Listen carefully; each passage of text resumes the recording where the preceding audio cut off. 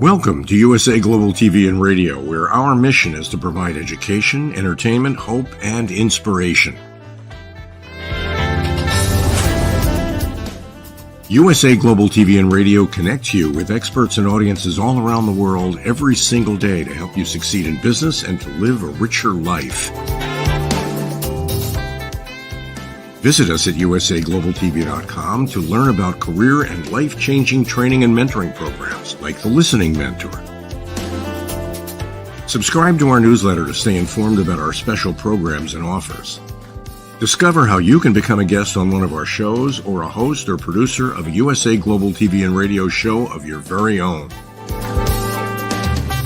That's USA Global TV and Radio, where the doctor is always in.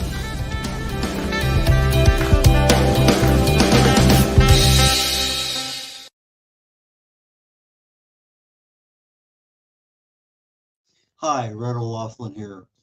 Today on the Corner Bookstore, I'm honored to have a Canadian author, Candace Macphie. She's listed as a travel adventurer, and looking at her books, they absolutely have a lot of adventure and a lot of travel, and we'll get a chance to talk about these and many other things that Candace wants to share. So Candace, please join me. Hi. Hi there. Travel adventure, is that a fair statement? That is a fair statement, yes. Okay, so you start traveling and you start writing about it, and they end up in books, and all of a sudden now you have a new challenge, COVID. Now you have another challenge, another book needs to be written. So tell us a little bit about the journey. When did you start writing? When did you get the idea for your first book? Okay, there's a couple questions in there. Fair. All right, when I started writing was probably when I was little. I always sort of had a journal and cracking open and sort of jotting down my thoughts. This particular story started way back in the 90s, and I was journaling and taking this trip around the world. And then I finished that trip around the world, got a job in an office, and put the journals away for a very long time. And just before or during COVID, I picked them up again and thought, well, I've always wanted to tell this story. So I took the time, and it was a lot of time, and reworked those journals into this travel adventure series. Around the world, that's a dream for many, many people. I've only done it once, and it was interesting. But you're talking about around the world, but you're actually stopping and visiting. It's not a business trip like mine was, where I had to do things. But so what prompted the around the world, and what places did you select? Okay. So what prompted the around the world was it's almost out of desperation, to be fair. My mom was sick for a long time when I was growing up. She got sick with cancer when I was 14 and died just before my 23rd birthday. It was a lot of time I spent as a caregiver. And after she died, I was really lost. I had no idea who I was, what I like to do, because I spent all my spare time looking after her. So I moved, was born and raised in Montreal in Canada, and I moved to Toronto, and I tried to dig a life out for myself, and couldn't, I couldn't get any traction. I was still lost in terms of myself. So that's what kicked off this trip. I started with a 3 week backpacking trip to Greece, and I liked it so much that I thought, okay, well, this is what I need to do. So that's what started it. There's always a starting point, isn't there? And as for the choices of where I went, I started in England, and I traveled around the UK. And then from there, I bought myself an around the world airline ticket. And I had just a couple of things that I had planned to do.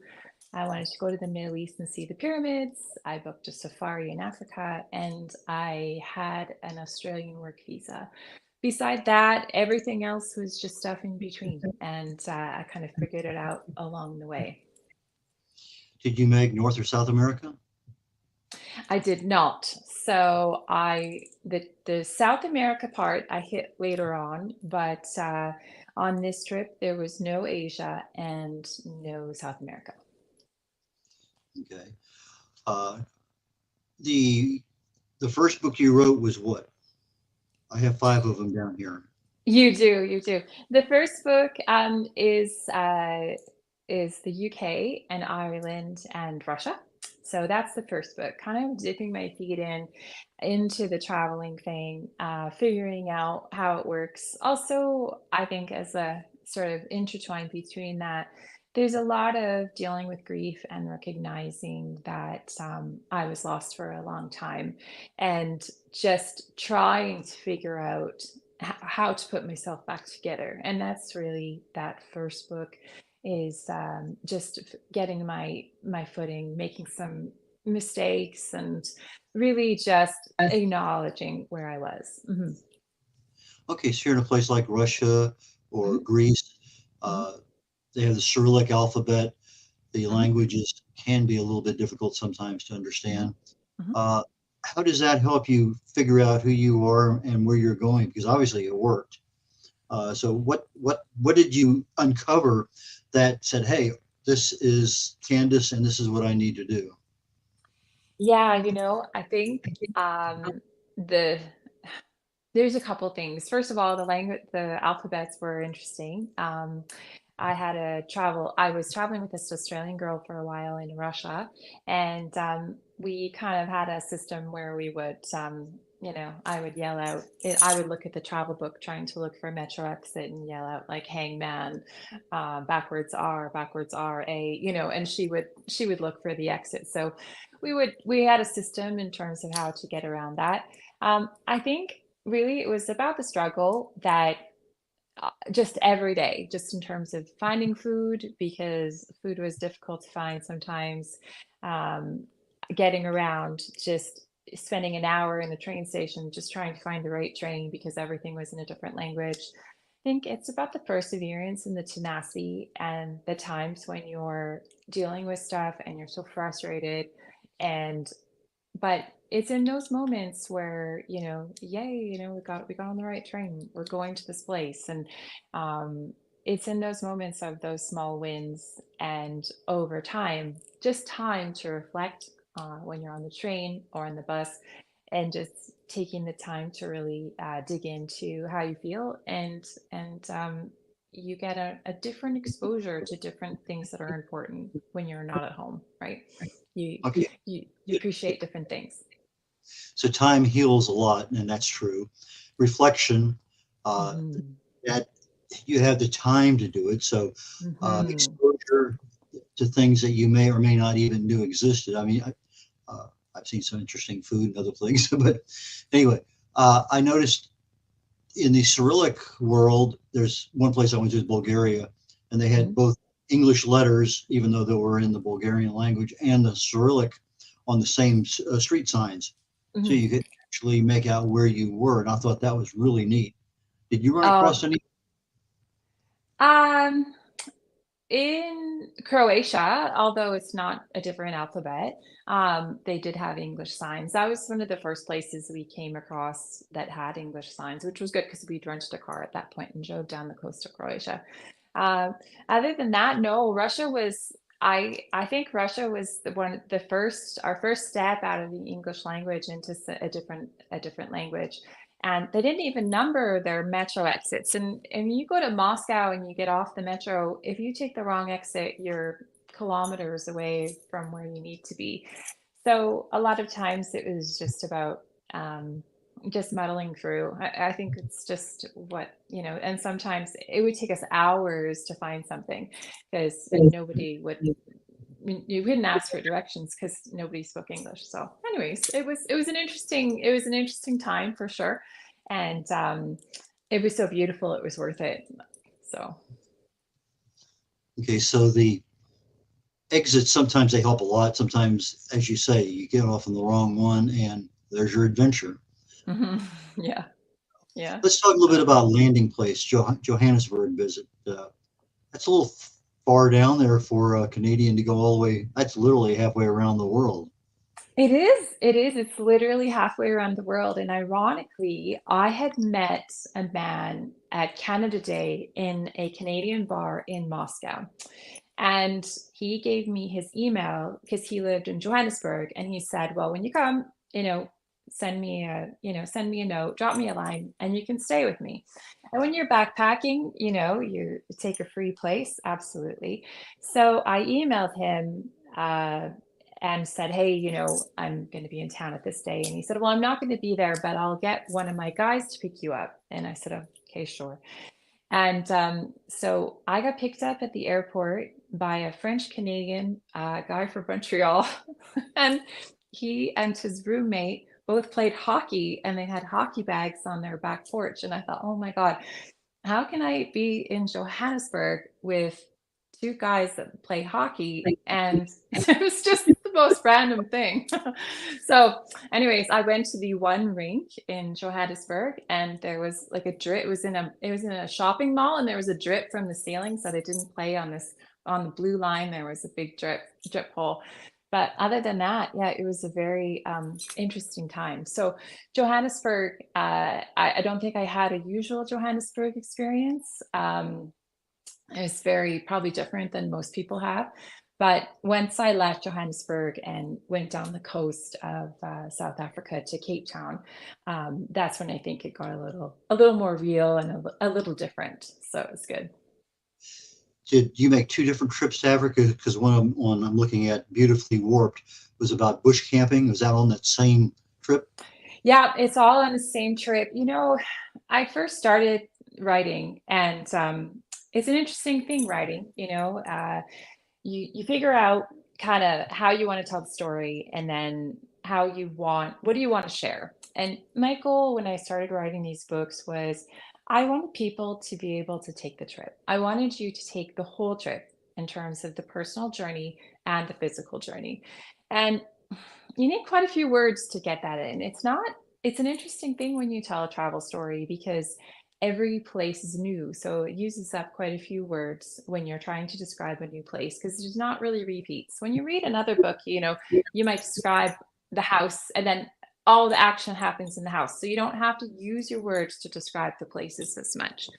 So because I wanted the reader to experience what it was like to take the train and what it was like to get lost and then what it was like to stay in a hostel with completely weird people. And so it blew out into these 5 books. So it is one continuous journey around the world. And Beautifully Warped is actually a 6-week safari that I took from Nairobi to Harare. And it was in an overland truck, and I was on my own with 26 strangers and living on essentially this converted Mack truck into a travel vehicle, like a bus, and living in tents. And I'd never camped before. I camped one time when I popped the trunk, and then we just took stuff out of the trunk and then packed it up again. I had never put a tent together. I did not know what bush camping was. I thought everything was bush camping because aren't you camping outside? Like I didn't realize that bush camping was when there's no facilities and you're just in the middle of nowhere.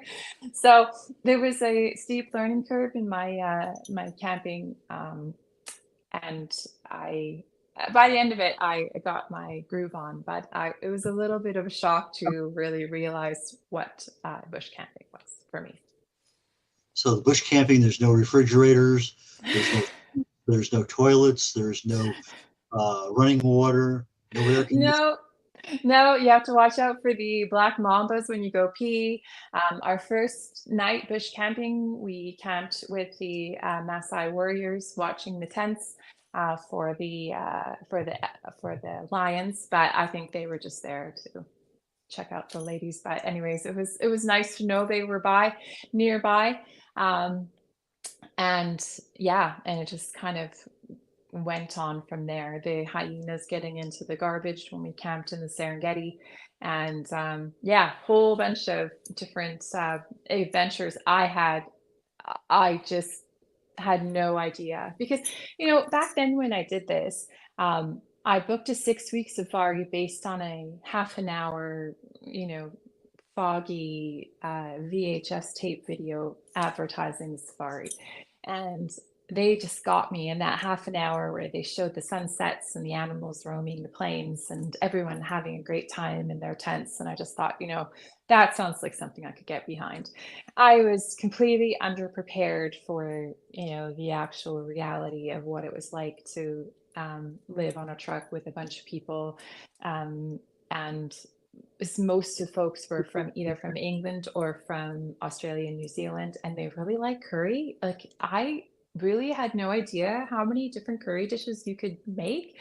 Um, Egg curry, just about everything curry. So, anyways, just different foods, different experiences, different personalities. So it was a pretty fun time, I have to say. Yeah.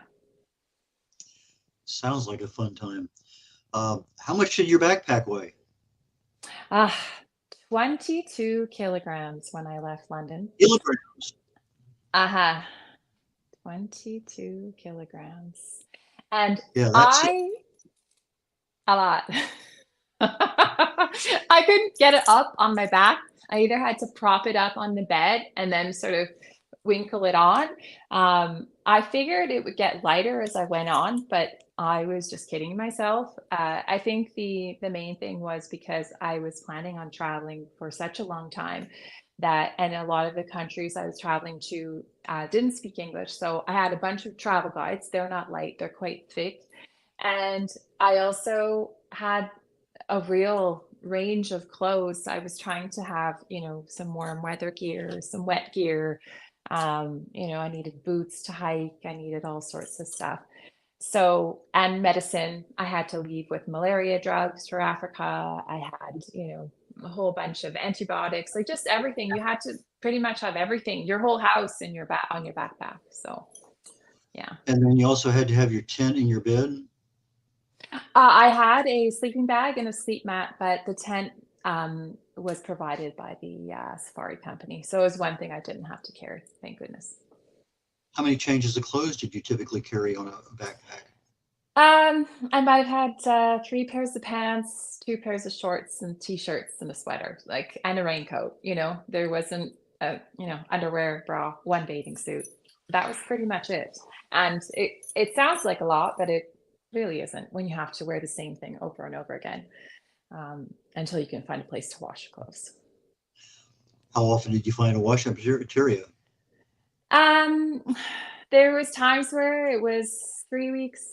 I would be hand washing my socks and underwear in the sink, but other than that, putting those same pants on again got a little bit tiring after a while. Yeah. Yeah, the reason I was asking is my wife and I did a 500-mile walk across Spain a few years ago, the Camino de Santiago. Yeah. Her backpack was 15 pounds, mine was 18. And we had 3 changes of clothes that we literally washed each night, whatever we wore that day. But they were very quick drying. You could hang them up in a few hours. They were literally dry. Mm-hmm. we didn't live in bush camping conditions. The only reason that my wife decided to go or chose to go was that she had to have a private room, private bath every night. And we found them every single night except one. And it turned out to be a very, very successful walk. It took us 30 days to walk the 500 miles, and we were gone from home about 7 weeks. That sounds fantastic. Wow, I'm so envious. That sounds great. But finding color, now we're talking, that's your backpack in Greece. Yes, that's What was really unique about Greece that you just have a fantastic memory of? I think so many things. I'm just trying to think.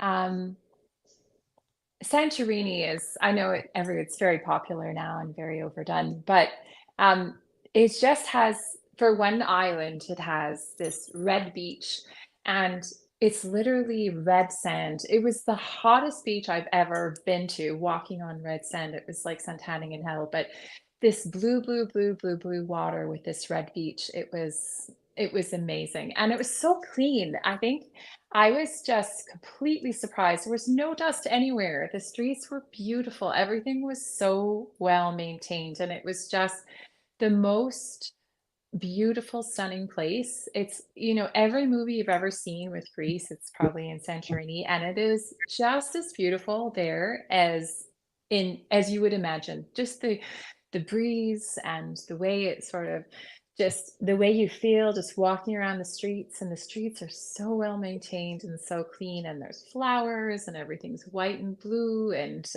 that it's just that feeling of walking around the most beautiful place you could ever imagine. Life Strikes Back is your book about Russia.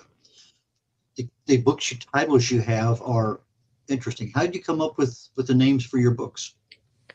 The first one, Finding Color, is really because after my mom died, I didn't realize how low I had sunk and how low I was in terms of just living in this really gray, dull world.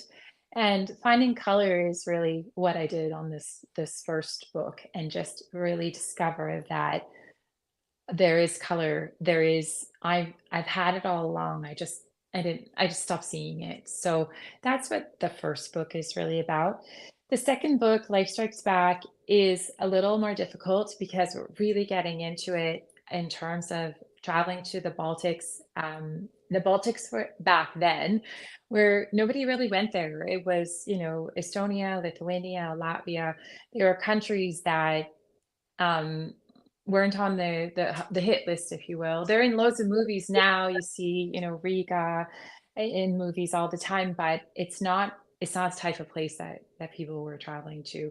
So because of that, it was a pretty difficult time, both from a perspective of the locals. Being a woman traveling is also a unique experience too. Um, the uh, the treatment that you get from the locals in terms of their liberties that they take, and both physically and verbally, is a tough slog. Every day there was some type of harassment that happened, and you just had to persevere and get through it. And that's what this second book is about. It's I took my inspiration from Star Wars, and what I loved about The Empire Strikes Back and Star Wars was that it was a sad book, right? A sad movie. It was difficult. The characters faced so many hard things, but what made the movie so good was the camaraderie and the quips and the way they backed each other up, and they really became a team. And that's what happened in book two. I was traveling with my Australian friend, and between the two of us, we were able to overcome the physical challenges and the mental challenges. And also, it was the time that I really took the space to recover from a grief perspective. So, but it's not a sad book though. It's a good book. It's funny. We have a lot of funny things. We deal with a lot of crazy situations, but also tackle the hard stuff too. So that's book two. Okay. Uh, Book covers. Mhm. You obviously chose ones that are fairly simple, but very definitive about where you are. So a lot of people have difficulty with coming up with a cover, much less a title. But tell us a little bit about your artwork. Did the same person do all of them, or? Yes, yes. I come from a background where I've hired loads and loads of people, and in my previous life, and I treated this very much the same way in terms of the people I was working with to help me make these books happen. So I interviewed loads of cover designers, and I found this wonderful man named Farouk Bala, and he got me. I gave him a brief and said, "This is what I'm looking for. This is what I'd like to have." The spirit of what the book is, and he came back with the first design. It was pretty close to, it had the same spirit of what the covers are, but the design then sort of morphed into itself in terms of having the girl in the same place on the cover with a map, because it kind of sort of nails you into a time period by having a map. And then I, as much as possible, tried to have on the left side, the starting point, the right side where the book ends, and then with the girl in the middle. So, and the sky colors change and go from like morning to night as the books go along. So there's a little bit there, but it was kind of fun to have some consistency in terms of the font, and the girl and her hair changes, her clothes change. She, she looks a little more haggard as you go along. But yeah, because I was. And but this man was so patient, and he really took the time and was patient with me when I was quite picky about how I wanted things to go. But yeah, he was amazing. So I was very lucky to find the right person to help me with that. Tell us a little bit about how the editing changed from the first book to the last book you've done. Obviously, there's a major deal there, either developmental editing to get everything out, plus you have a lot, as you said earlier, words, locations, all sorts of things, and then not to mention just the plain language itself. So tell us a little bit Yeah. about the editing journey. The editing journey was probably one of the most humbling journeys I've ever taken. I started writing these books, and I have them all like they're all there. All five of them were there. Um, but I'm not going to say they were books. All the words were parsed into five documents. Let's put it that way. Um, at that point, I'd gone as far as I could in terms of understanding how to write. I had decided the structure, I had decided what I wanted to say, but I didn't know if what I had was any good. The few people that had read it said, "Oh, yeah, it's pretty good." But pretty good wasn't enough. I wanted to write a good book. I wanted to write a book that people would enjoy reading. And I thought, I'm not going to put my name on something that's not the absolute best of what I can deliver. So I did the same thing again. I interviewed some folks, and finally found, after quite a few false starts, found an amazing developmental editor who took the time and the patience, but also was honest and really helped me learn how to write properly, and dump the extra words, dump the extra scenes, and really focus on what is going to tell the story. So it was years, and I'm honestly telling you, years from when I thought, "Yay, I have a book," to when I actually had a book. It's over and over again went through. I was meticulous in terms of the words I used for certain people, the words people would use, because I'm traveling in an international environment.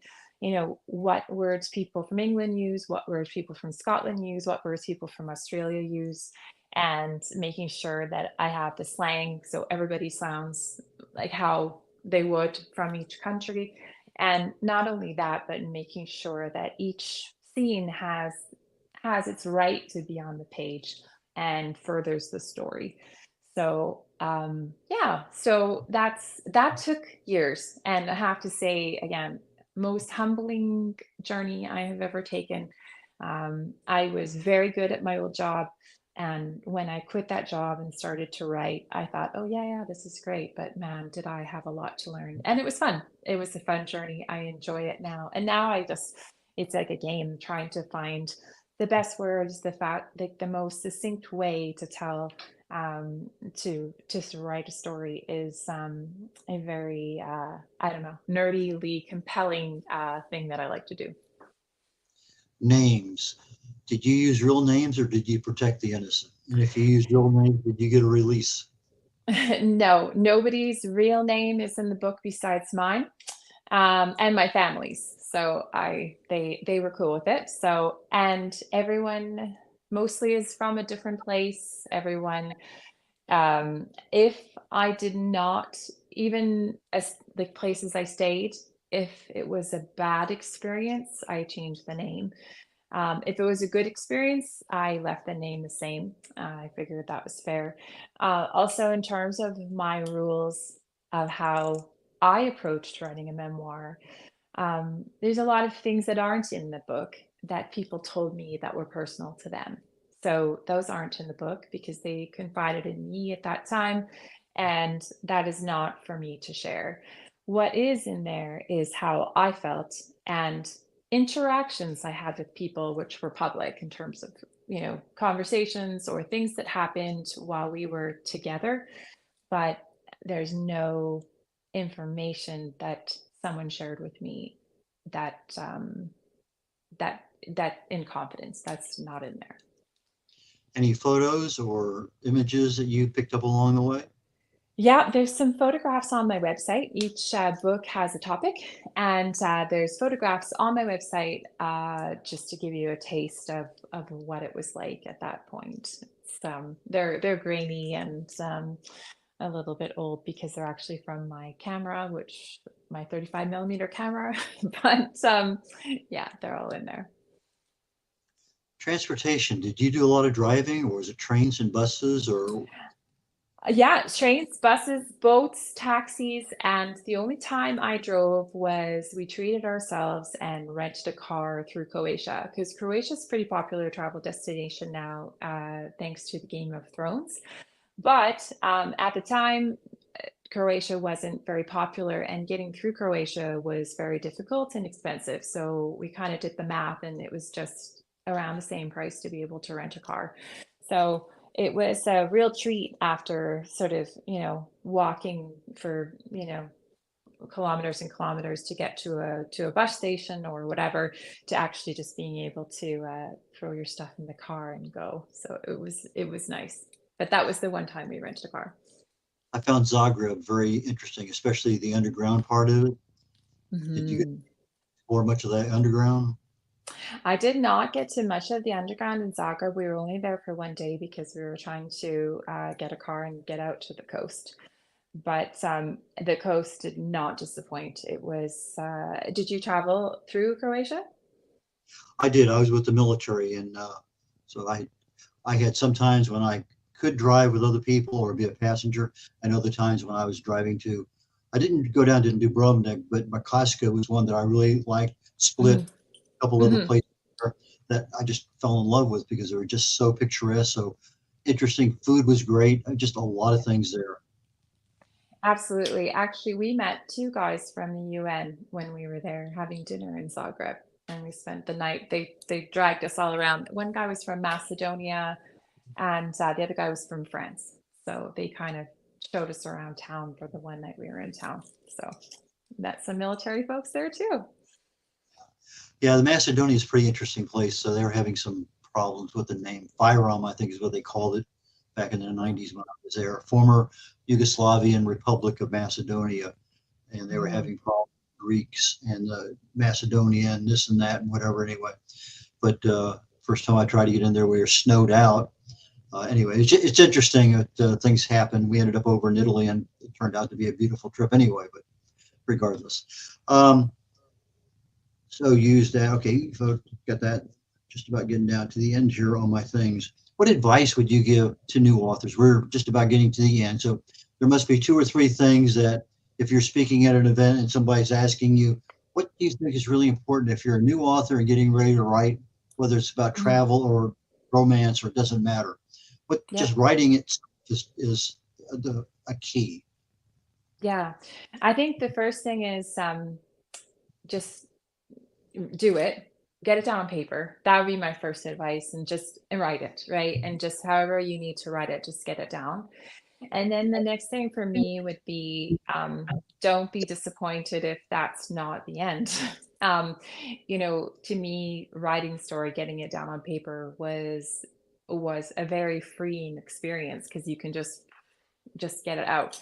But that, to me, the real work starts then. And this is just me, but I would be at that point, then my advice is don't give up, find the right person to help you elevate your book. I think thinking you can do it on your own would be, and maybe some folks can, but would be a mistake. I think just getting some feedback, um, in a sense of anything. It could be just, okay, consistency, or, I don't understand what happened here. The clarity of something that you think is clear, having the view of someone else's opinions to be able to say, okay, just reading it cold, I don't understand, like, you lost me here. And the worst thing you can do is disengage your reader. So the getting a second opinion on your book, and someone that you trust, and someone that you actually would respect their opinion, that's important too.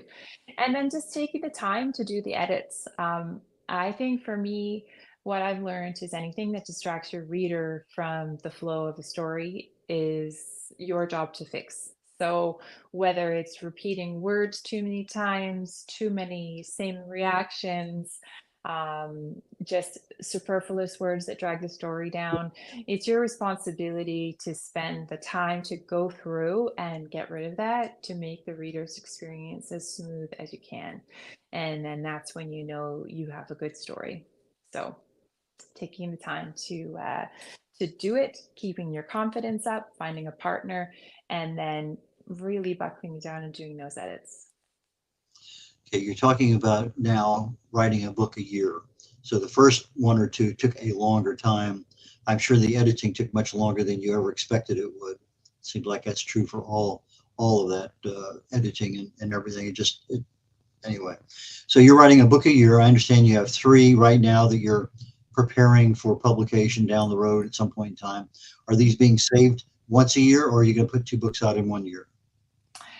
I think I've had a couple health issues which has dragged it out to a year, but I think I can get more in than just one a year. I think lately it's just been a bit clunky because of dealing with some health issues. But now that I've got those out of the road, which is great, I mentally can focus a bit more on writing. So my goal is to be able to get out to a year. Okay, we're almost at the end of the show. How can people get in touch with you? How can they buy your books?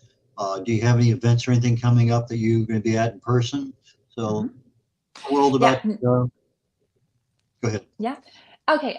The best way to check out my what I've got going on is my website, and that's CandaceMacphie.com. You can follow me on Instagram or TikTok at Candace Macphie. And I'm not at any events coming up soon because I'm just writing just now. But I would love to. Please do get in touch. And the books, there's links to the books on the website as well. Okay, for our audio audience that can't read our crawler, Candace, Candace, Macphie, Macphie.com. Now you chose .com as opposed to a lot of other Canadian authors that choose .ca. So in this particular case, her website is CandaceMacphie.com. And just about anything that they need to find can be found there on your website, correct? Absolutely. Yes. Well, I am super happy to have talked to you today. I love travel. I love the little stories. There's just so many things out there. And so I actually look forward to buying 1 or 2 of your books because I'm interested to see what some of your experiences in places I haven't been to yet. So anyway, Candace, thank you so very, very much. I really and truly appreciate it. And join us again down the road. I'm more than happy to have you. This is Red O'Loughlin. Typically, we have my next show starting in about 20 minutes called The Wise Ones. Had a cancellation last minute, so we're not having that today. I do not know whether my show Talking Heads will be in an hour and 20 minutes or in 20 minutes. That's to be determined, but that'll be part of the program on the USA Global TV and Radio Network. So with that being said, my talk today, Talking Heads, is about, let's see here, it's health habits for 2025 start right now. And we're on, I believe, the third or fourth week. And we're talking about a personal dashboard about what's important to you and how do you track it and that kind of development. So join me today on Talking Heads to learn more about a better 2025 for you. And with that, I'm going to go ahead and sign off of the Corner Bookstore on the USA Global TV and Radio Network. See you all next week. Take care. Bye now.